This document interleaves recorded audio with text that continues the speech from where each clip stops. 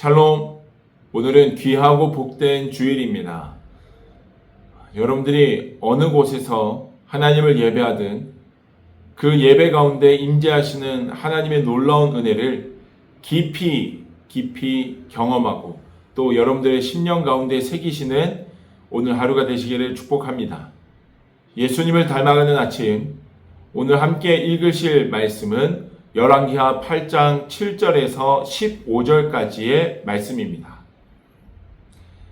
엘리사가 다메섹에 갔을 때에 아람 왕 베나닷이 병들었더니 왕에게 들리기를 이르되 하나님의 사람이 여기 이르렀나이다 하니 왕이 하사엘에게 이르되 너는 손에 예물을 가지고 가서 하나님의 사람을 맞이하고 내가 이 병에서 살아나겠는지 그를 통하여 여호와께 물으라.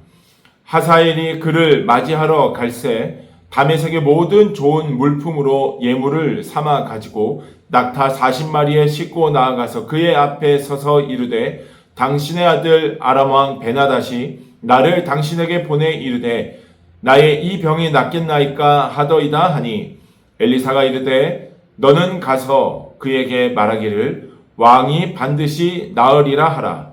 그러나 여호와께서 그가 반드시 죽으리라고 내게 알게 하셨느니라 하고 하나님의 사람이 그가 부끄러워하기까지 그의 얼굴을 쏘아 보다가 우니 하사엘이 이르되 내 주여 어찌하여 우시나이까 하는지라. 대답하되 내가 이스라엘 자손에게 행할 모든 악을 내가 알미라. 내가 그들의 성에 불을 지르며 장정의 칼로 죽이며 어린아이를 맺히며 아이벤 부녀를 가르리라 하니 하사엘이 이르되 당신의 개같은 종이 무엇이기에 이런 큰 일을 행하오리까 하더라. 엘리사가 대답하되 여호와께서 내가 아람 왕이 될 것을 내게 알게 하셨느니라 하더라. 그가 엘리사를 떠나가서 그의 주인에게 나아가니 왕이 그에게 묻되 엘리사가 내게 무슨 말을 하더냐 하니 대답하되 그가 내게 이르기를 왕이 반드시 살아나시리이다 하더이다 하더라.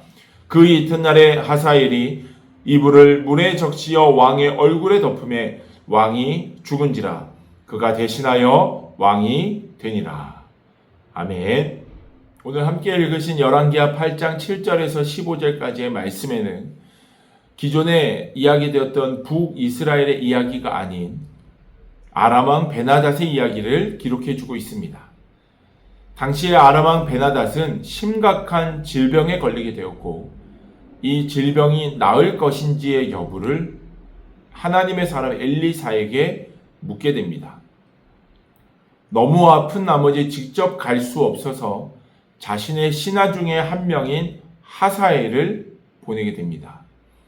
하사엘이라는 이름에는 하찮은 자의 아들이라는 의미가 있습니다. 그 이름에서 볼 수 있듯이 하사엘은 그냥 말단 공무원이었습니다. 별 볼 일 없는 인생이었고 그의 집안 또한 잘난 것 하나 없는 집안이었습니다. 하사엘이 엘리사에게 가서 자신의 왕의 질병의 여부를 물어보았을 때 그는 깜짝 놀랄 만한 이야기를 듣게 됩니다. 무엇이냐면 그 별 볼 일 없는 집안의 아들이었던 하사엘이 왕이 될 것이고 그가 왕이 되었을 때 북이스라엘은 엄청난 시련의 시간을 가지게 될 것이다. 12절 말씀에 보면 이렇게 말하고 있습니다. 내가 이스라엘 자손에게 행할 모든 악을 내가 알미라. 내가 그들의 성에 불을 지르며 장정을 칼로 죽이며 어린아이를 맺히며 아이벤 부녀를 가르리라 하니.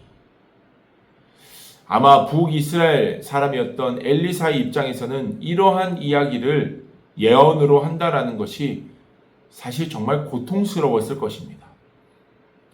예언을 한다라는 것, 앞으로의 일을 먼저 안다라는 것은 그 전까지만 하더라도 참 복된 일이었는데 북이스라엘 땅의 멸망을 먼저 알게 되고 그리고 북이스라엘 땅을 가장 또 심하게 괴롭힐 그 중에 한 사람이 자신의 눈앞에 있다는 것은 엘리사의 입장에서는 참 고통스러운 일이 아니었을까 생각하게 됩니다. 엘리사가 말하는 것이 당신이 우리 성에, 당신은 사마리아 성이었겠죠. 사마리아 성에 불을 지를 것이고 장정들을 쓰러뜨릴 것이고 아이를 맺힐 것이고 아이벤 자의 엄마의 배를 가를 것이다 라는 이야기를, 그 끔찍한 일들을 하사엘이 하게 될 것이다 라고 이야기를 합니다.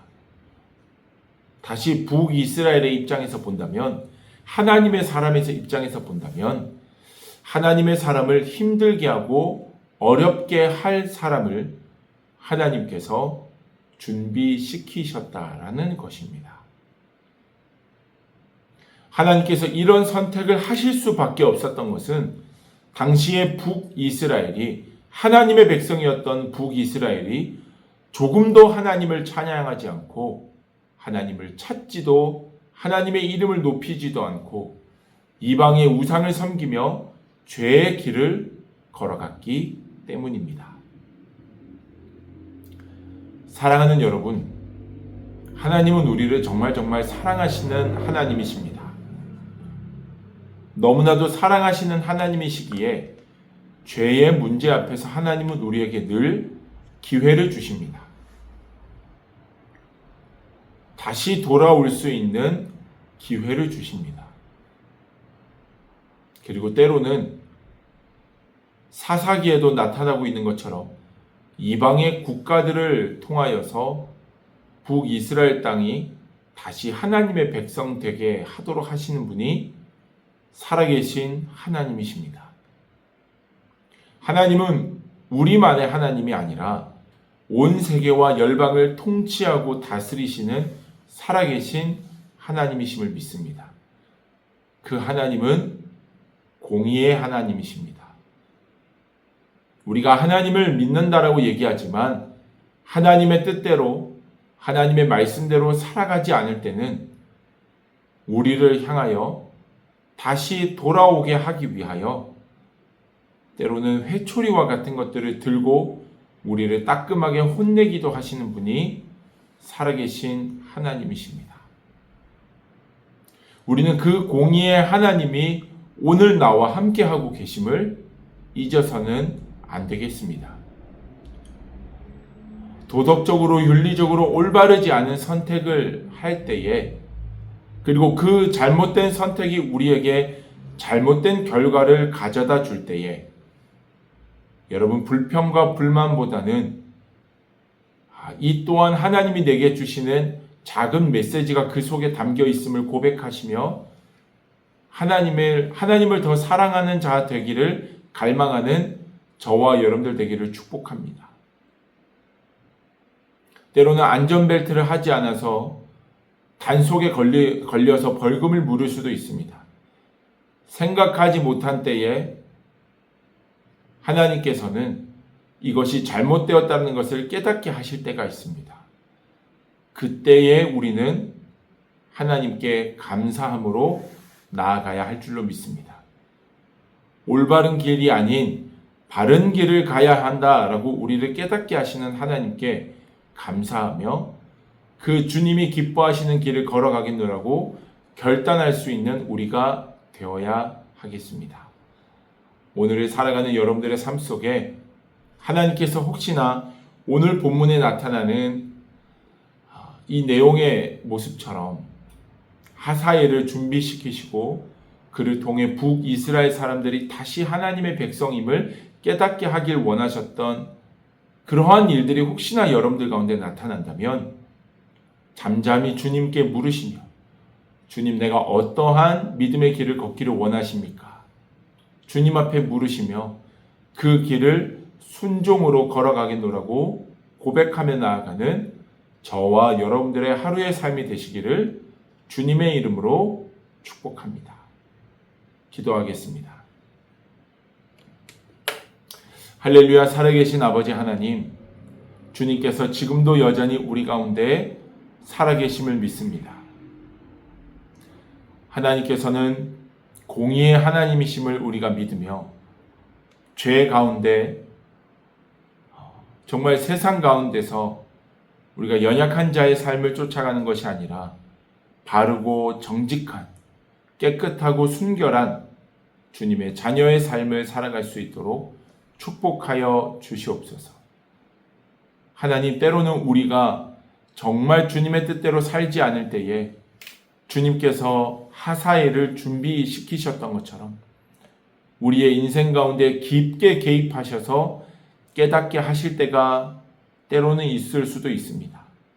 그러나 그때에 원망과 불평과 힘듦에 대한, 아픔에 대한 호소가 아니라 우리를 여전히 주님의 품으로 다시 부르고 계신 그 주님의 사랑에 감격하고 감사하는 믿음이 우리 믿음 될 수 있도록 축복하여 주시옵소서. 우리의 믿음이 보다 성숙한 신앙 될 수 있게 도와주시옵소서. 부족하고 연약한 우리의 삶을 통해 새 일을 이루실 주님을 찬양하오며 거룩하신 예수님의 이름으로 기도드립니다. 아멘.